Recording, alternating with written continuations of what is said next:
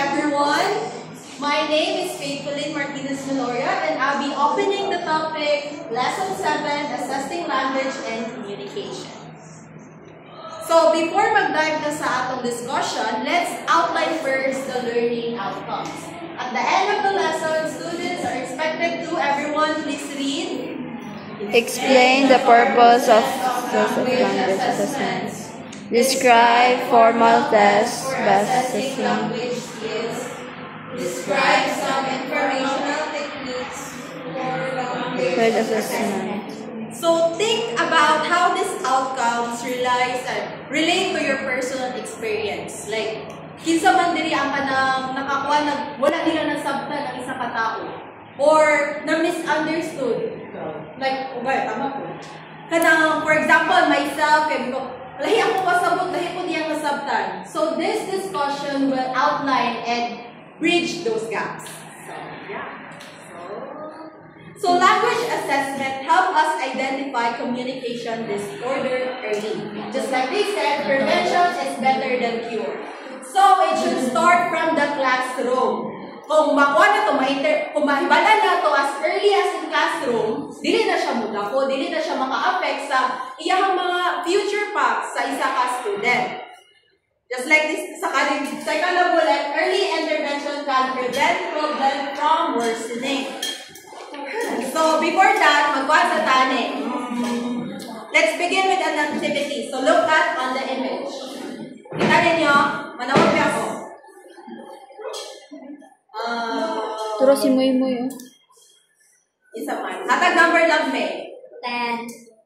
Ayun, 5. 5 na tama. 5. 1, 2, 3, 4, 5. No B. There's no B. Ano siya no B? Ang wala ni mo ay mo answer kay. How would you interpret it in an educational setting? Do you think the principle of equality is shown as an appropriate? Why or why not? Okay, classroom daw ni. Ano siya? Classroom daw siya. Makuha ba daw? Makita ba daw ni mo ang equity and equality?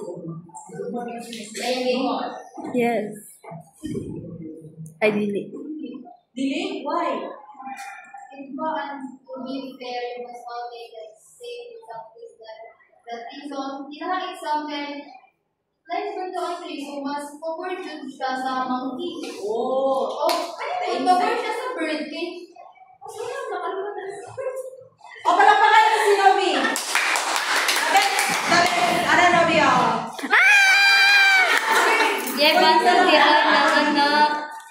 Doon pa po. So, actually, in how you see this and understand this, mag-depend po na siya sa imuhang receptive of understanding kung unsa ang na-present. Some people, parihan ni Novi, mag-disagree siya na fair ni. Some people, mayroon po sila na tama, di ba? Like, equality should be balanced. Understanding language and assessment. So, language assessment is a branch of applied linguistics. This is, mo siya itong ginagamit para ma-assess kung ang language capacity sa individual. It's used in education, workplace, and immigration. So, how we use this in educational basis? For example, a teacher kay ginagamit siya og kanang assessment para makuha niya ang language, communication, capacity sa isa ka student. Assess skills in listening, speaking, reading, and writing. So again and again, siya 2 types. We have the expressive and the receptive. So in expressive, how the individual conveys the information, and the receptive, kung unsaon niya pagsabot. Musta gani? Ang expressive, kung familiar pa mo, unsaon niya convey.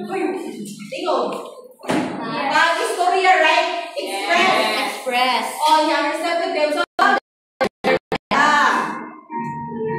So speech and language communication.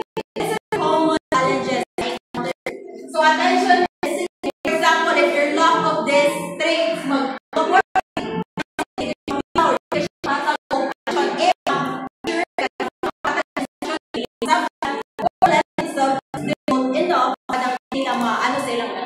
then we have understanding language. Sige daw, pag mag-Korean ang teacher, makasabot mo kung Filipino-based na? So it's also crucial. Expressive and receptive language. So connected lang hinapon din siya, guys. Then it's speech sound production. Kakuha naman ng how someone express like how they picture things on and like lahi mo pagsabot kay lahi mo kadugan. Lahi na. Then you have social communication. Social communication should be applied in educational setting in classroom itself. Then you have memory. O di ba ko dili ka kasabot may dumatay din mo na ma-store na din mo sa imong short term. Check. Next, formal and informal. Again and again, balik-balik na po tayo, guys. Nana po tayo, formal and informal assessment. So, informal assessment is the standard test like that gives measurable results. For example, quiz, exam, and whatsoever. Then we have informal. The observation, interviews, interactive activities. So, observing child storytelling skills. So, in this encounter, like, na-student na ka na, how siya mo istorya, pero pagpasulat ko na to, dili kay siya kuan. So, as we know, naman tayo individualized or like, diverse man jud kaayo ang mga skills sa bata. So, napo tayo, dapat ato ni siya i-implement in a balanced form. Because, ang tanging aim na jud ang focal aim lang jud is to provide accurate, fair na result. Then we have the language assessment literacy. Everyone, please read. Language assessment literacy is generally viewed as a repertoire of competences, knowledge of using assessment methods, and applying suitable tools in an appropriate time that enables an individual to understand, assess, construct language tests, and analyze test data. Very good, children. So, kani siya, para dahil siya masabdan na siya, tolo, ato memorization. We need to understand the various assessment kung para asa, kano saan na siya dapat gamiton, kung say suitable and appropriate ka na activity. Then we have knowing how to conduct assessment. Then we have adopting the modern technologies because as knowledge so must our techniques. Grabe na dun. Oh, diba? So, there are things dapat magkuhan po kay as we know, technology also as our techniques and strategies in assessment because, just like I said, again and again, the focal na aim and objective going to provide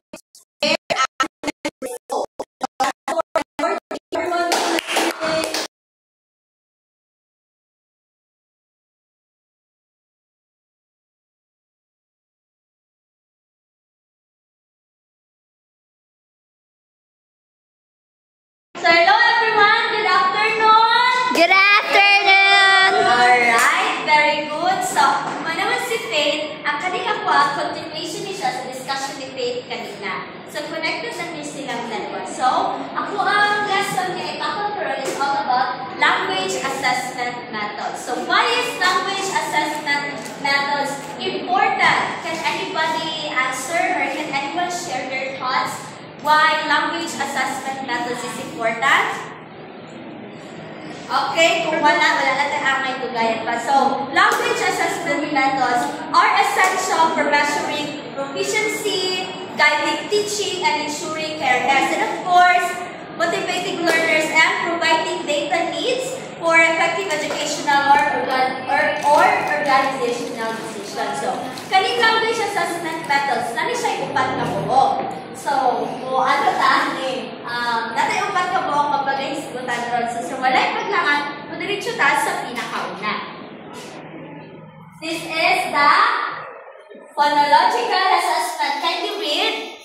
A phonological assessment looks at the speech sounds a child or a young person makes.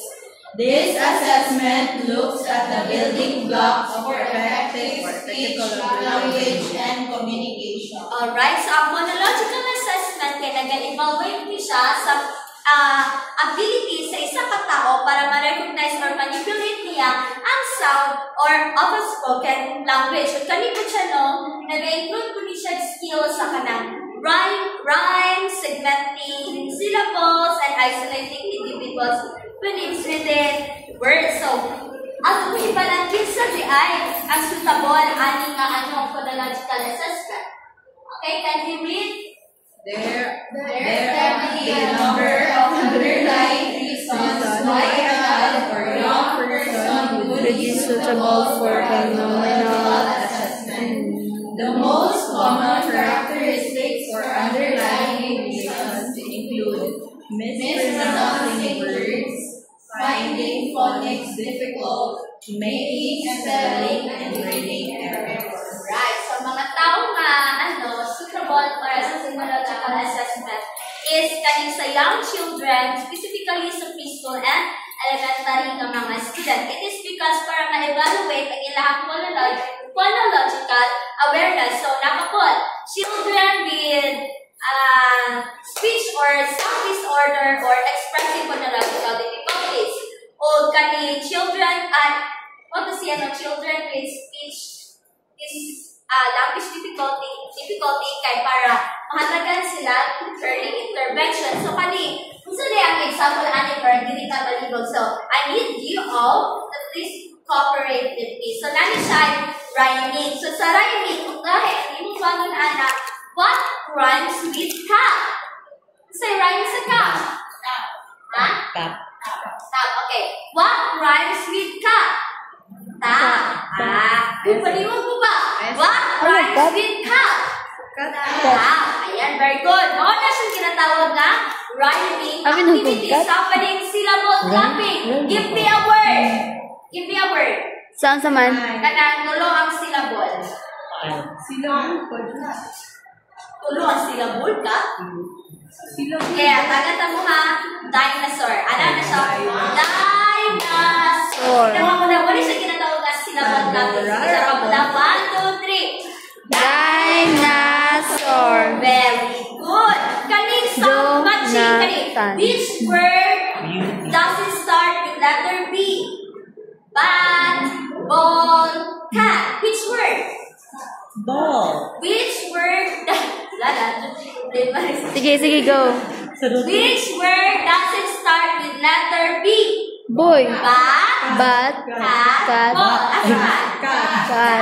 Alright. Ganun na yung answer mo. Ito siya ginatawag na sound matching. Kaning segmenting sound. So, break individual sound. So, tayo ng pink. I-break mo na siya. Ano siya?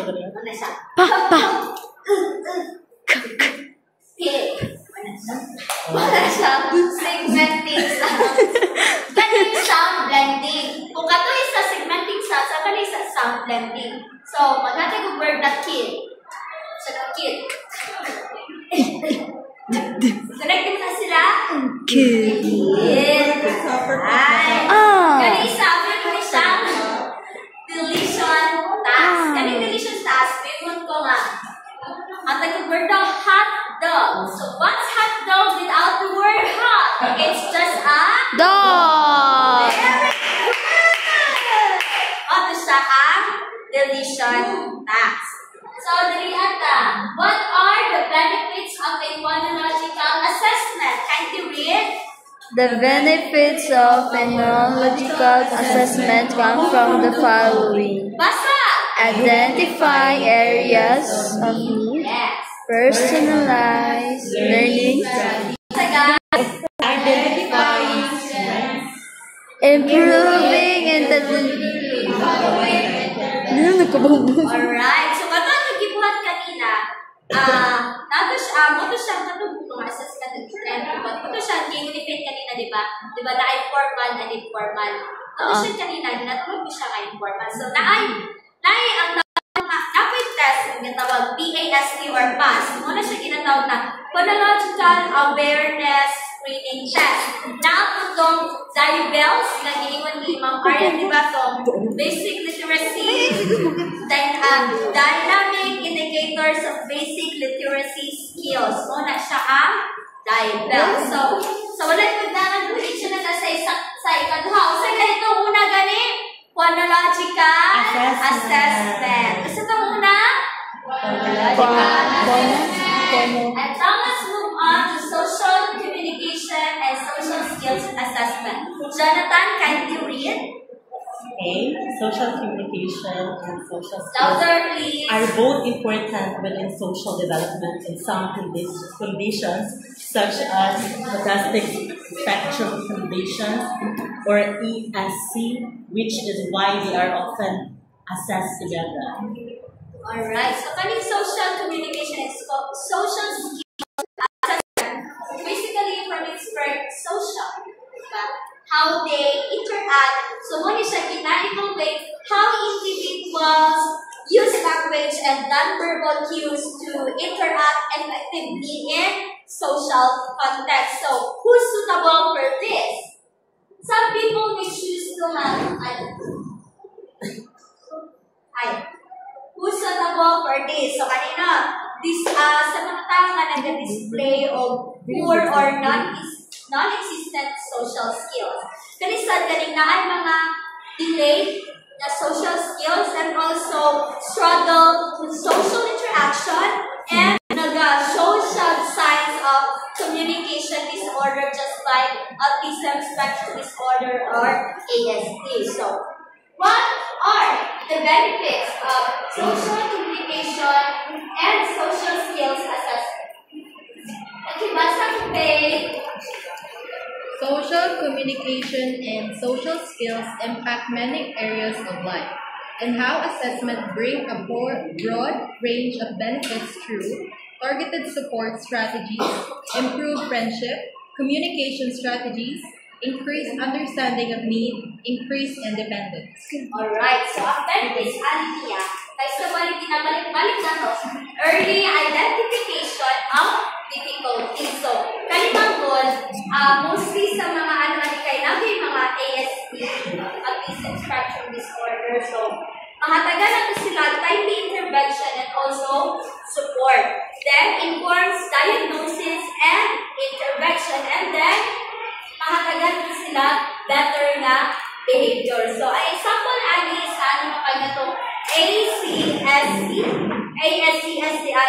Assessment of Social Communication Skills, revised na siya for individuals with ASD. So, dili kinano nila behavior profile and obstacle questionnaires. Tapos, dapat dyan isa, hindi siya to 5 to 21 years old, katong impact. So, dapat pag-learn kung sa impact, wala na ko siya na-search. Pero, social communication and rating skills. So, dili na ta sa receptive language assessment. So, bago na gidiscuss kayo kanina ang receptive. What does receptive means? Understand. Yes, very good. Alright, receptive language assessment. Look at the way language is understood or perceived by a child or young person. So, kaning receptive language assessment, kay gina-evaluate niya ang ability sa isang kabata o sa isang tao to understand spoken language, including word comprehension, sentence structure, auditory processing, and abstract language understanding. So, kinsa man ang suitable ani? Kindly read, Cheryl. Kinsa ang suitable ani?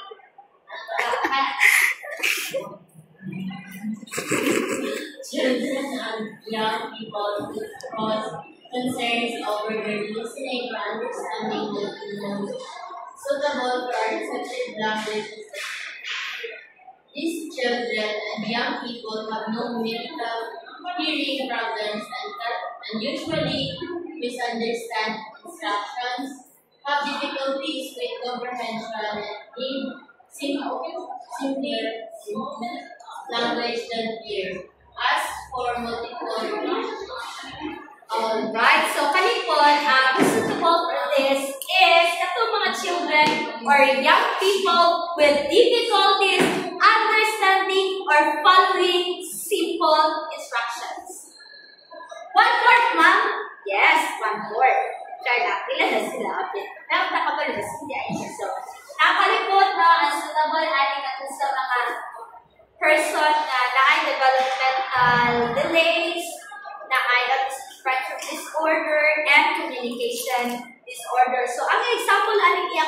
ACE, Assessment of Comprehension and Expression.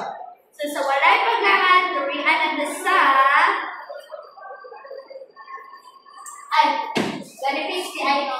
Ang benefits ani niya ay maka-improve of communication and targeted strategies to support social skills. Ma-target na ito po kasi siya dapat sa ay dili na mag-focus kay dili nakita na ito ang iyang anak-anak. Next is expressive language assessment. Pag ang receptive is understanding. What is expressive? Proof? Expression. So expressive language assessment look at the way language is communicated by a child. So kanina expressive language assessment is gina-evaluate ang ability sa isang child to use spoken language to express thoughts, feelings, or ideas. So diri can you read? Who is suitable for this? Yes, no, please, Nomi na lang.